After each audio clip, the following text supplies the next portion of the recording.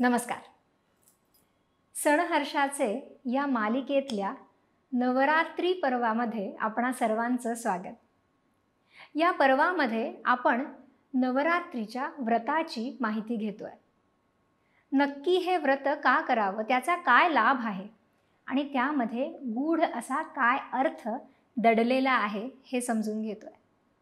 त्याचबरोबर 9 दिवस ज्या दुर्गा रूपाची आपण पूजा करतो ते रूप नक्की काय आहे, त्यामागे काय अर्थ आहे ते देखील समजून घेतोय. यापूर्वी आपण शैलपुत्री देवी आणि ब्रह्मचारिणी देवीबद्दल जाणून घेतलं आणि आज तिसऱ्या दिवसाबद्दल म्हणजे चंद्रघंटा देवीबद्दल आपण माहिती घेणार आहोत. त्याचबरोबर नवरात्र हे व्रत आपल्यामध्ये कशा प्रकारे आध्यात्मिक उन्नयन घडवतं, शारीरिक, मानसिक, व्यावहारिक दृष्ट्या देखील हे कसं महत्त्वाचं असतं हे देखील समजून घेणार आहोत. देवीला आपल्याकडे त्रिगुणात्मका असं म्हटलंय, म्हणजेच ती त्रिगुणांची स्वामिनी आहे. सत्व, रज आणि तम हे ते 3 गुण. संपूर्ण विश्वाची निर्मिती ही या अनादी अशा त्रिगुणांपासूनच झालेली आहे. आपल्या जीवनावर देखील ह्या त्रिगुणांचा प्रभाव असतो आणि नवरात्रीच्या या 3 दिवसांमध्ये आपली चेतना ही तमोगुणातून रजोगुणात, रजोगुणातून सत्वगुणामध्ये परिवर्तित होत असते. पहिले 3 दिवस हे तमोगुण, पुढचे 3 दिवस हे रजोगुण आणि पुढचे 3 दिवस हे सत्वगुणाचे सांगितलेले आहेत. आपल्यातल्या तमावर सत्वानी मिळवलेला तो विजय आहे आणि म्हणूनच 10व्या दिवशी ती विजयादशमी आपण साजरी करत असतो. तर आज या नवरात्रीचा या त्रिगुणांशी कसा संबंध आहे हे आपण जाणून घेणार आहोत. देवी म्हणजे शक्ती आणि शक्ती म्हणजे सर्जनशीलता. विश्वाच्या निर्मितीचंच ते प्रतीक आहे. विश्वाची निर्मिती ही पंचमूलतत्वांमधून झालेली आहे. आकाश, वायू, अग्नी, जल आणि पृथ्वी. आणि ह्या 5 मूलतत्वांमध्ये हे 3 गुण स्वभावतःच सम्मिलित आहेत. मानवी देह हा देखील पंचभौतिक आहे, म्हणजे याच 5 मूलतत्वांपासून निर्माण झालेला आहे आणि तो देखील सगुण आहे, म्हणजे ह्या 3 गुणांना धारण त्यांनी केलेलं आहे. आता यातले सत्वगुण म्हणजे काय, तर सत्वगुण म्हणजे शुद्ध वर्तन, जसं की प्रेम, दया, प्रामाणिकपणा, औदार्य, त्याग, ह्या सगळ्या गोष्टी सत्वगुणात येतात.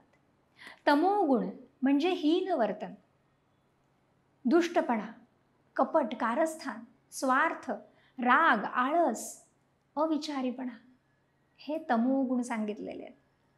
आणि रजोगुण म्हणजे काय, तर क्रियाशीलता, जसं की ध्येय ठरवणं, उद्दिष्ट ठरवणं, त्या गोष्टीचा ध्यास घेणं, त्यासाठी सतत प्रयत्नशील राहणं आणि ते साध्य करण्यासाठी वाटेल ते कष्ट उपसणं.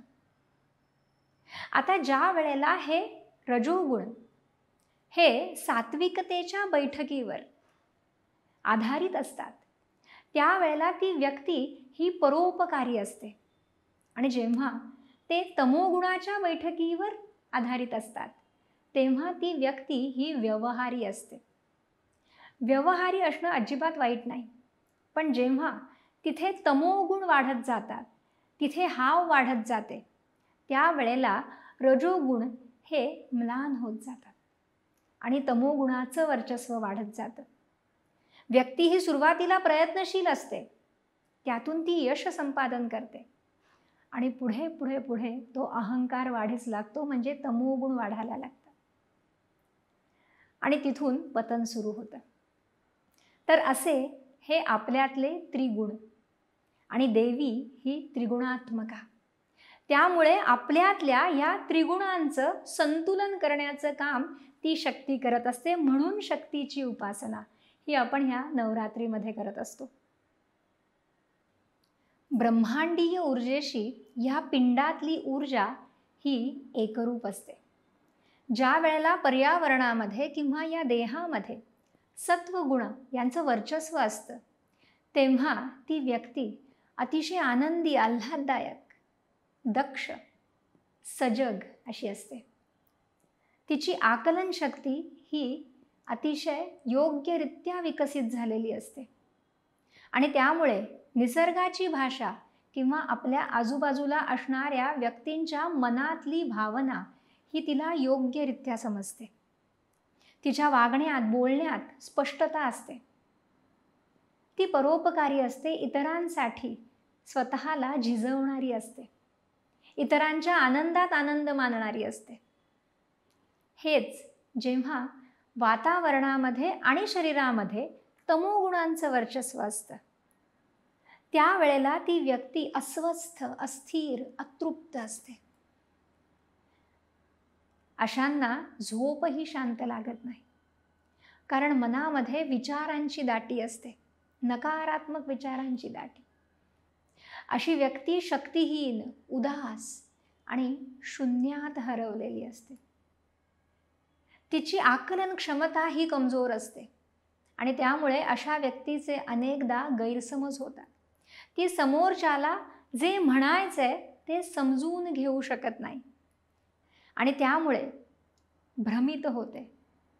अज्ञान हे तमोगुणाचंच प्रकटीकरण आहे. अशा व्यक्तीचं वागणं, बोलणं हे देखील असंबद्ध असतं. आणि जेव्हा रजोगुण हे वातावरणामध्ये किंवा एखाद्या व्यक्तीमध्ये प्रबळ असतात तेव्हा ती अत्यंत क्रियाशील असते.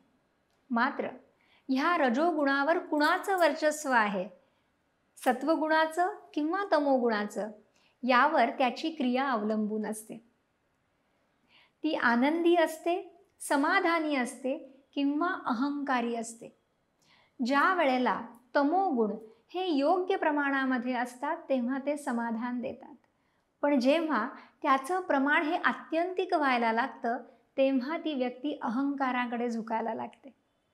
तर असे हे 3 गुण जे चराचरामध्ये सामावलेले आहेत आणि नवरात्र ही आपल्यातल्या सत्वगुणाची वृद्धी करण्याचंच व्रत आहे.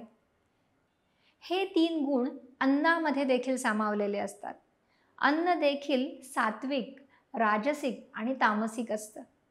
त्याचबरोबर मन आणि बुद्धी देखील त्रिगुणात्मक आहे. चित्तवृत्ती आणि कृती देखील त्रिगुणात्मक सांगितलेली आहे. कधी आपल्यातले सत्वगुण हे प्रभावी असतात तर पुढच्या क्षणाला तमोगुण. सतत हा बदल होत असतो. एखाद्या क्षणाला सत्वगुण प्रभावी असतो तर पुढच्या क्षणाला तमोगुण देखील प्रभावी होऊ शकतो. याचा परिणाम वातावरणावरही होतो आणि मानवी मनावर आणि देहावरही. वातावरणामध्ये उष्णता वाढायला लागली की शरीरामध्ये पित्त वाढायला लागतं, मनामध्ये राग वाढायला लागतो आणि हेच वातावरण शीतल झालं की मनही शांत होतं, शरीरही स्वस्थ होतं. ढग दाटून आले तर मन उदास होतं, शरीरामध्ये आळस, मरगळ निर्माण होते. तर असं हे सगळे गुण हे वातावरण आणि मानवी देहावर, मनावर देखील परिणाम करत असतात. आणि म्हणूनच आपली व्रत, उपासना ह्या वातावरण शुद्धीसाठी पण आहेत आणि मानवी देहाच्या आणि मनाच्या शुद्धीसाठी पण सांगितलेल्या आहेत. जेव्हा एखादा गुण हा प्रभावी असतो, उदाहरणार्थ जर सत्वगुण हा प्रभावी असेल तर त्यावेळेला तमोगुण आणि रजोगुण हे सुप्त असतात. जर तमोगुण प्रभावी असेल तर सत्वगुण आणि रजोगुण हे सुप्त असतात. अशाच पद्धतीने ह्या गुणांचं कामकाज सुरू असतं. जेव्हा आपण उपवास करतो म्हणजेच मौन बाळगतो, लंघन करतो आणि उपासना करतो तेव्हा घडतं काय तर आपण स्वतःचाच अभ्यास करतो. आपल्यामध्ये कुठल्या तत्वाचा अधिक प्रभाव आहे हे आपण ओळखतो आणि मग आपल्या आराध्य देवतेची उपासना करून त्यावर मात करण्यासाठी स्वतःमधले सत्वगुण वाढवतो. लंघन केल्यामुळे देखील आपल्यातले दुर्गुण हे कमी होत असतात, त्याची स्वच्छता होत असते. कारण अन्नातूनही आपण त्या गुणांचं सेवन करत असतो. अशा पद्धतीने निरनिराळ्या माध्यमातून आपली स्वच्छता देहाची आणि मनाची हीच घडत असते. खरं तर विशालामध्येच सूक्ष्म सामावलेलं असतं, पण जेव्हा ते सूक्ष्म स्वतःला त्या विशालापासून वेगळं समजतं तेव्हाच अडचणी सुरू होतात. तेच खरं तर संघर्षाचं आणि दुःखाचं कारण असतं.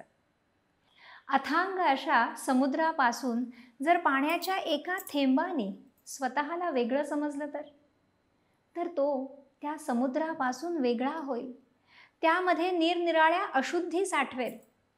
पण जर त्याला समजलं की तो समुद्राचाच एक भाग आहे आणि तो समुद्राशी एकरूप झाला तर त्याची शुद्धी आपोआप होणार आहे. तसंच हे जे ब्रह्मांडीय चैतन्य आहे, ह्या चैतन्याचाच आपण देखील एक अंश आहोत. आणि आपल्याला जेव्हा ते समजतं तेव्हा आपण त्या ब्रह्मांडीय चैतन्याशी ऊर्जेशी एकरूप होऊन जातो. आणि ती एकरूपताच आपल्याला स्वच्छ करते, शुद्ध करते, आनंद देते, समाधान देते, तृप्ती देते.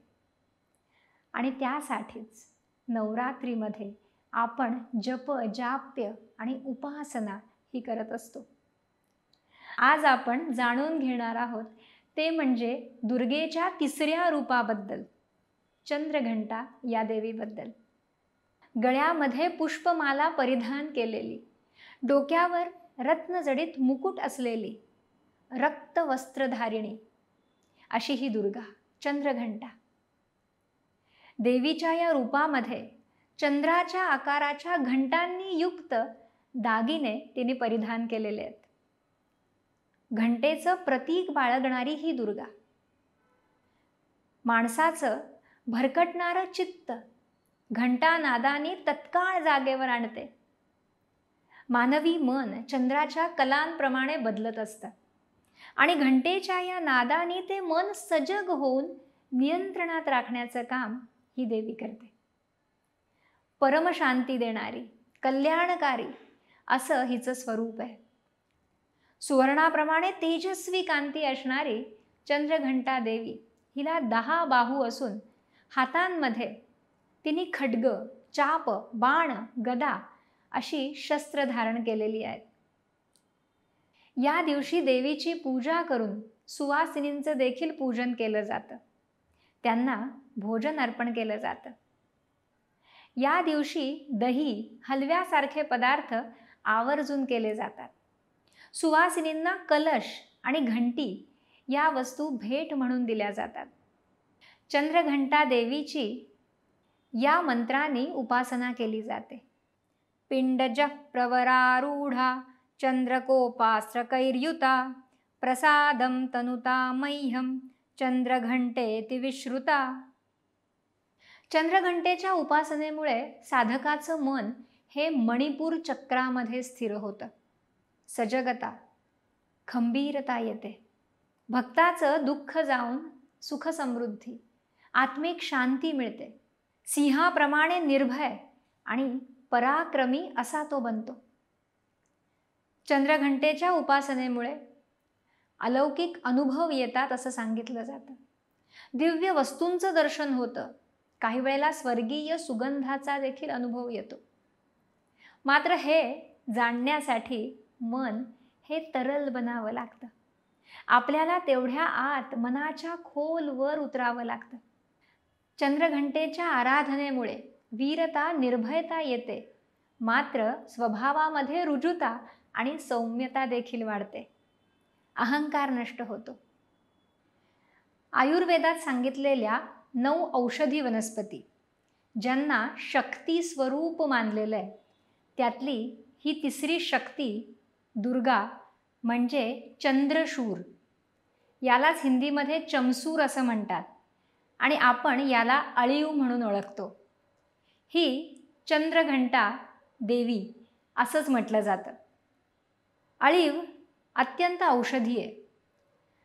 आपण दिवाळीमध्ये जेव्हा किल्ला करतो तेव्हा अळीव हा तिथे घालत असतो आणि त्याची येणारी रोपं ही जर बघितली तर कोथिंबिरीसारखी असतात.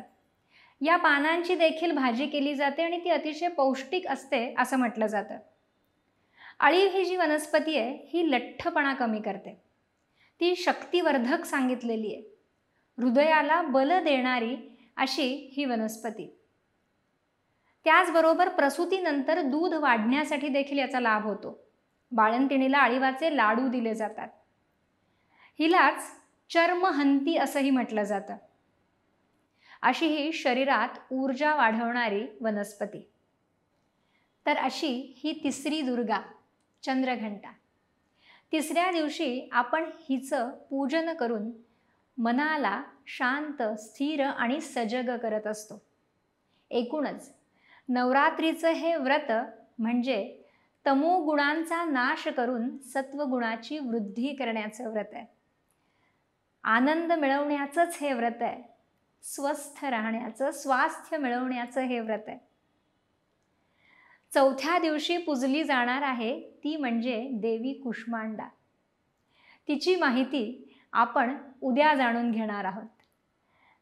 नवरात्रीचं हे व्रत तुमच्या हातून व्यवस्थित घडो आणि तुमच्यातले सत्वगुण हे वृद्धिंगत होत, याच आमच्या मनःपूर्वक शुभेच्छा.